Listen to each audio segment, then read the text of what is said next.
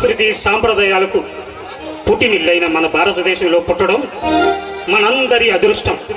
కానీ నేటి యువతరం ఫ్యాషన్ల వైపు, పోకడల వైపు పరుగులు తీస్తూ అందమైన జీవితాలని అర్థంతకరంగా ఊహించుకుంటున్నారు. ప్రేక్షకులారా, మేల్కొండే, యువతరమా తెలుసుకోండి. అందమైన జీవితం తాలూకు కథ సారాంశాన్ని పూర్తిగా చూసి దీని సారాంశాన్ని మీరు గ్రహిస్తారని మనస్ఫూర్తిగా కోరుకుంటూ మీ రైటర్ దాడి జగన్నాథరావు, దర్శకత్వం కుప్పిశెట్టి సత్యశ్రీనివాసరావు గారు.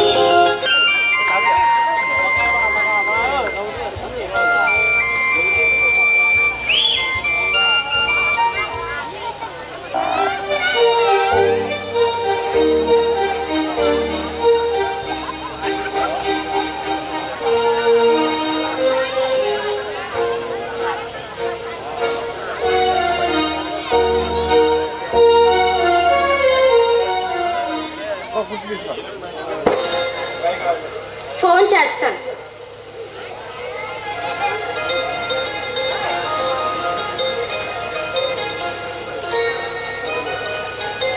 హలో అనిత, ఏంటి ఎక్కడున్నా? ఓహో, ట్రాఫిక్లో ఇరుక్కున్నావా? సరే సరే, తొందరగా రా.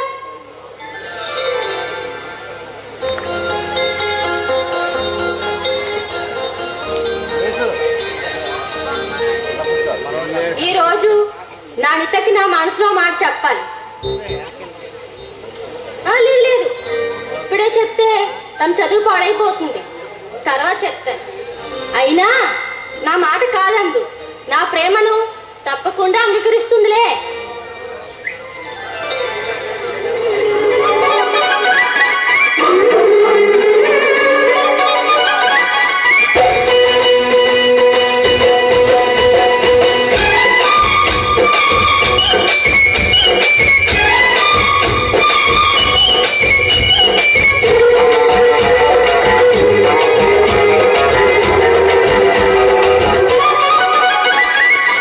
రెడ్డు రెడ్డు బుగ్గే రెడ్డు సిగ్గే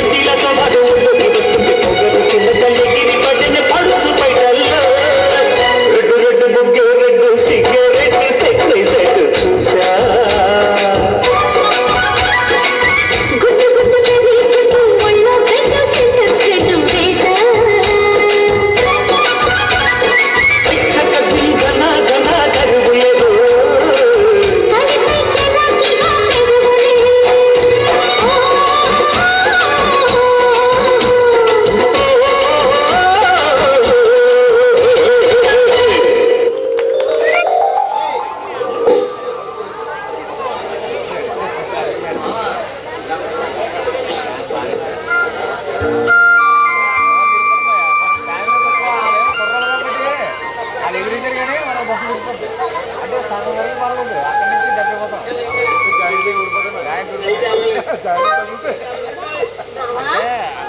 బావా బావా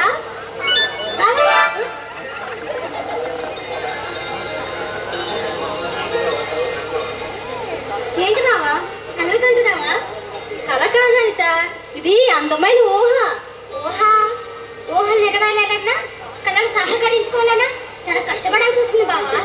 ఎంత కష్టపడా సరే నా కళలు నిజం చేసుకుంటాను అనిత. అవును బావా, నువ్వు అనుకోవాలే గాని ఎంత కష్టమైన పనైనా సాధించుకోవాలనే నమ్మకం నాకుంది.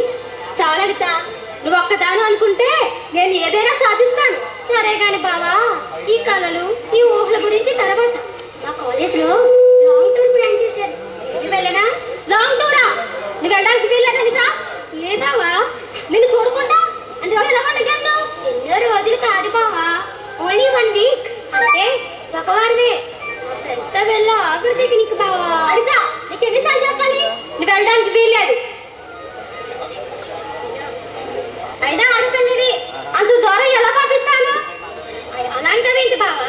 అయినా ఈ కంప్యూటర్ యుగంలో మా ఆడవాళ్ళు అన్నిటిలోనే దూసుకెళ్ళిపోతుంటాను. అందుకే చెప్తాను అనిత, నువ్వు వెళ్ళడానికి వీల్లేదు. నా మీద నమ్మకం లేక, లేకపోతే నీ దగ్గర డబ్బులు లేక? డబ్బుల కోసం కాదనిత, ఎందుకో నువ్వు వెళ్ళడం నాకు ఇష్టం లేదు. ప్లీజ్ బావా, మా ఫ్రెండ్స్ తో వెళ్ళి ఆఖరి పిక్నిక్. అనిత, నీకు ఎన్నిసార్లు చెప్పాలి? నువ్వు వెళ్ళడానికి వీల్లేదు అంతే. అదే మా అమ్మ నాన్న ఉండుంటే అడగగానే పంపించేవారు. నీలా బతిమాలించుకునేవారు కాదు. అయినా నాకు అమ్మ నాన్న లేరనేగా. అనిత, అవును బావా, నాకు అమ్మ నాన్న లేరనేగా. సరే అనిత, ఇంకేం చెప్పకు, నీ ఇష్టం. చాలా థ్యాంక్స్ బావా. చాలా థ్యాంక్స్ బావా. నీకు వచ్చేటప్పుడు మంచి గిఫ్ట్ తీసుకొస్తాను. మా మంచి బావ కదూ. అరే అబ్బాయి, ఏంట్రా నువ్వు చేస్తున్న పని? అదేం కోరితే అది తీర్చేయడమే. బాబాయ్, అనిత ముచ్చట పడుతుంది బాబాయ్, వెళ్ళ నువ్వు. అది ముచ్చట పడింది కదా అని నువ్వు వయసులో కరిగిపోయి దాని కోరిక తీర్చితే రేపు పెళ్ళైన తర్వాత దాని కోరికలు తీర్చలేక సతమతం అవుతావురా. ఒరే, ఆడదే ఒక కోరికలు పుట్టరా. మా బావ ఒప్పుకున్నప్పుడు మీరేంటి మావయ్య అలా అంటారు? చూడు అమ్మాయి, ఇంటి పెద్దవాడిని నేను ఉన్నాను, నా అనుమతి కూడా ఉండాలి. బాబా, ముందు మీరు డబ్బులు ఇవ్వండి, నాకు టైం అవుతుంది. తీసుకో. థ్యాంక్స్ బావా. ఒరే అబ్బాయి, దాని విషయంలో నా మాట వినవేమిరా? బాబాయ్, అనిత సరదా పడుతుంది బాబాయ్, వెళ్ళి నువ్వు. ఆడపిల్లని మరీ అంత స్వేచ్ఛగా తిరగనివ్వకూడదురా, ఆ తర్వాత నెత్తికెక్కి కూర్చుంటుందిరా. అయినా ఎంతకాలం బాబాయ్, తను చదువు అయిపోయే వరకేగా, ఆ తర్వాత నన్ను పెళ్లి చేసుకొని నా వెంట రావాల్సిందేగా.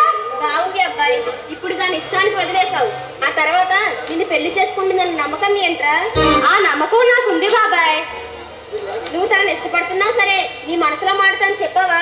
లేదు బాబాయ్, ఇప్పుడే చెప్తే తన చదువు పాడైపోతుందని చెప్పలేదు బాబాయ్. నువ్వు ఆ అమ్మాయి మీద చాలా ఆశలు పెట్టుకున్నావు. నీ పవిత్ర ప్రేమ ఆ దేవుడు చల్లగా మీ ఇద్దరిని కలపాలని మనస్ఫూర్తిగా కోరుకుంటున్నాను.